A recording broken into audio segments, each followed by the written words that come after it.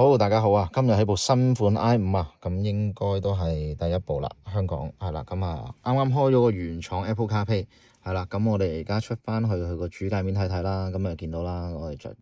有個 Apple CarPlay 喺度噶啦。好，咁啊撳翻入嚟，咁啊呢個就會係個 Apple CarPlay 畫面啦，咁跟住之後咁啊同普通 Apple CarPlay 冇分別嘅啫，係啦，只不過因為佢呢一個係 iDrive 8.5嘅系統，咁啊而家啱啱新鮮滾熱辣，可以開得通到佢出嚟啦。好，咁啊都係簡簡單單咁樣啦，講一講啦，咁Apple Map 咁你可以用到啦，咁啊 Apple Map 呢一個位置都可以 show 得到出嚟嘅，係啦，咁啊高德地圖同埋個 Waze 都一樣啦，佢係可以上到嚟呢一個畫面，加埋個 HUD 嘅，係啦，咁但係不過 Google Map 就暫時唔可以啦。好，咁啊而家 Spotify 啦，我哋試一試聽音樂嗰啲啦，係啦。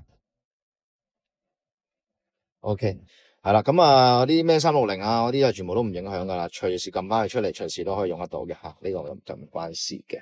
好，咁就係啦，咁啊其他都冇乜特別噶啦，其實佢好近似 iDrive 8.0，即係 i4 前期嗰啲嘅，係啦，咁而家咧呢一部車除咗 i5 可以開到啦，咁就係iX 啦，23年2月後生產嘅。係啦，咁啊 i4 23年9月後生產嘅，係啦，咁可能我有啲 miss out 噶嚇，即係可能差一個月咁樣，係啦，咁就同埋 i5 i7 啦，同埋 X5 X7 嘅 LCI 咁樣啦嚇，咁啊暫時 iX1 啊 iX2 嘅新版係啦，咁同埋